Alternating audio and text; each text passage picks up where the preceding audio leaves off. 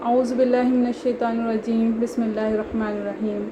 شہر رمضان الذی انزل فیہ القرآن ھدی للناس وبینات من الھدی والفرقان صدق اللہ العلی العظیم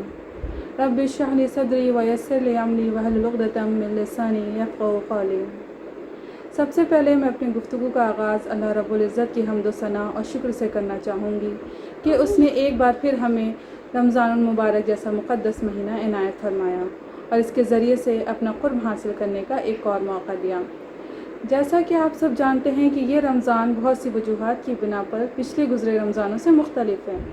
پچھلے 2 ماہ سے پوری دنیا اور ساتھ ہی ساتھ پورا عالم اسلام ایک مہاماری سے گزر رہا ہے۔ سوشل ڈسٹینسنگ اور دوسرے پریکاشنری میجرز کے چلتے بہت سی ہماری جو عبادات ہیں ان کی نوعیت بدل چکی ہے۔ چونکہ ایسی کیفیت میں رمضان کا یہ مہینہ آ لگا ہے، اس لیے یہ ہمارے سامنے الگ طرح کی اپورچونیٹیز پیش کرتا ہے جن کا ہمیں بھرپور فائدہ اٹھانا چاہیے۔ رمضان وہ مہینہ ہے جس میں دنیا بھر کے کروڑوں مسلمان اللہ کی خوشنودی اور اس کی رضا حاصل کرنے کی تگ و دو میں لگے رہتے ہیں۔ رمضان کی اہمیت کا اندازہ آئیے ہم اس حدیث سے لگاتے ہیں کہ ایک بار حضرت ابو امامہ رضی اللہ تعالیٰ عنہ نے اللہ کے رسول صلی اللہ علیہ وسلم سے پوچھا کہ مجھے کوئی ایسا عمل بتا دیجئے جس سے مجھے جنت میں داخلہ مل جائے۔ تو آپ صلی اللہ علیہ وسلم نے جواب دیا کہ روزہ رکھا کرو، اس سے بہتر کوئی اور عمل نہیں ہے۔ تو روزہ ایک ایسا عمل ہے جس کے انعام کے طور پر اللہ کے رسول صلی اللہ علیہ وسلم نے جنت کی بشارت دی ہے، اور اللہ تعالیٰ کا یہ کتنا بڑا احسان ہے اپنے بندوں پر کہ اس نے ان کے لیے رمضان میں روزہ کو فرض کر کے ان کے لیے جنت کا راستہ کھول دیا۔ رمضان کے روزے کی کتنی زیادہ اہمیت ہے اور اس کے انعامات کتنے زیادہ عظیم ہیں، اس کا اندازہ ہم مزید اس حدیث سے بھی لگا سکتے ہیں جس میں اللہ تعالیٰ فرماتا ہے کہ روزہ میرے لیے ہے اور میں اس کا انعام خود دوں گا۔ کچھ لوگ تو اس حدیث کے بارے میں یہاں تک کہتے ہیں کہ اللہ کا فرمانا ہے کہ روزہ میرے لیے ہے اور میں اس کا خود انعام ہوں۔ تو کتنا عظیم وعدہ ہے اور کتنا عظیم انعام ہے۔ کیا کوئی اور عمل بھی ایسا ہے جس کے انعام کے طور پر انسان کو اللہ تعالیٰ خود مل جائے؟ ویسے تو ہم جانتے ہیں کہ بہت ساری عبادات ہیں جو صرف اور صرف انسان اللہ ہی تعالیٰ کے لیے کرتا ہے۔ اس میں اگر ہم نے ذرا برابر بھی ریاکاری کی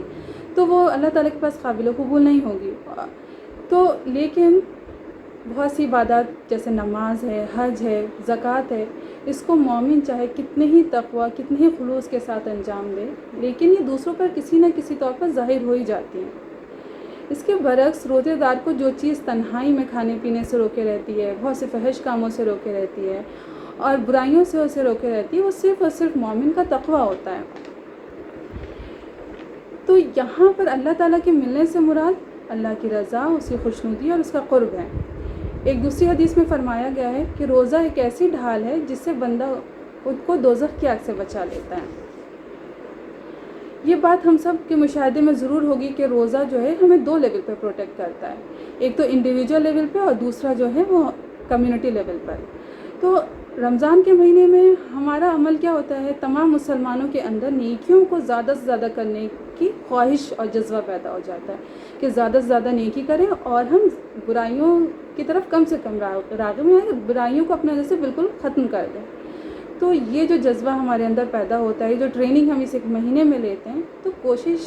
اور ضرورت اس بات کی ہے کہ باقی کے 11 مہینوں میں بھی ہم اس پر عمل پیرا ہوں، اس کو اپنی زندگی میں لانے کی کوشش کریں۔ اس کے علاوہ رسول اللہ صلی اللہ علیہ وسلم کی ایک اور حدیث بھی ہماری نظروں میں رہنی چاہیے جس میں آپ صلی اللہ علیہ وسلم نے فرمایا جس نے ایمان اور احتساب کے ساتھ روزہ رکھا اس کے پچھلے تمام گناہ بخش دیے جاتے ہیں۔ تو ہم سبھی یہ بات جانتے ہیں کہ روزہ جو ہے وہ صرف سحری کرنے، دن بھر بھوکے رہنے اور افطار کرنے کا نام نہیں ہے، بلکہ یہ تو بخشش کا اتنا بڑا انعام اللہ تعالیٰ ہمیں یوں ہی نہیں دے دے گا، ہماری بخشش یوں ہی نہیں کر دے گا جب تک کہ رمضان میں مومن کا رشتہ قرآن کے ساتھ مضبوط نہ ہو اور اس کے اندر تقوی کی بڑھوتری نہ ہو۔ تو یہ روزہ جو ہے ایک طرح سے اگر اس طرح ہمارے اندر تقویٰ پیدا نہیں ہو رہا روزہ رکھ کر کے ہم برائیوں سے نہیں بچ رہے تو ایسا روزہ ہمارے کسی کام کا نہیں، جس کی ایک مثال ہمیں حدیث سے ملتی ہے کہ اللہ حضور صلی اللہ علیہ وسلم نے فرمایا کہ ایسا روزہ دار کو بھوک اور پیاس کے سوا کچھ حاصل نہیں ہوتا۔ تو اللہ تعالیٰ کی نظروں میں ایک روزہ دار کتنا ایکسکلوسیو ہے کہ اس کا اندازہ ہم اس حدیث سے لگا سکتے ہیں کہ جنت میں جنت کے دروازوں میں ایک دروازہ ہے جس کا نام ریان ہے اور اس سے صرف روزہ دار ہی داخل ہوں گے۔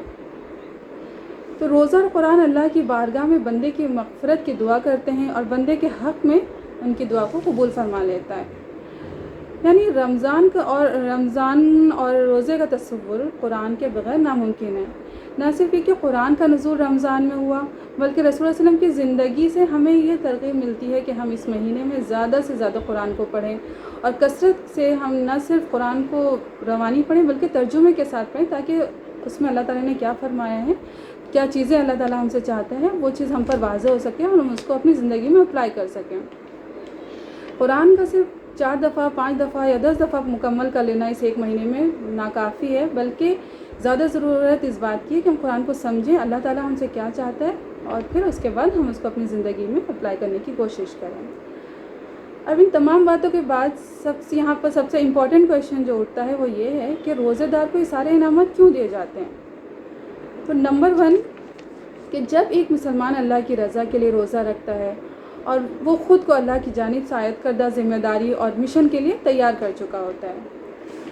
نمبر 2 ماہ رمضان کے اختتام تک ایک مسلمان خود کو اس مشن کے لیے پوری طرح تیار کر چکا ہوتا ہے اور وہ پورے سال اسی مشن کی تکمیل میں مصروف رہتا ہے۔ اسی جد و جہد کی تیاری کے سلسلے میں وہ ان تمام انعامات سے نوازا جاتا ہے۔ نمبر 3 قرآن کے پیغام کو لوگوں تک پہنچانا اس مشن کا حصہ ہے۔ ایک روزہ دار اپنی حد تک کوشش کرتا ہے کہ اللہ کا پیغام اللہ کے بندوں تک پہنچا دے۔ یہ سارے انعامات کا حقدار ایک روزہ دار تبھی ہوگا جب پورے ماہ سے اس حقیقت کا ادراک رہے اور وہ ان سب باتوں کو سامنے رکھتے ہوئے روزہ رکھے اور ساتھ ہی اللہ سے دعا بھی کرے۔ یوں تو رمضان کا پورا مہینہ ہی دعا کے لیے ہوتا ہے، ہم کسی بھی وقت دعا مانگ سکتے ہیں، اٹھتے بیٹھتے چلتے پھرتے، لیکن پھر بھی کچھ خاص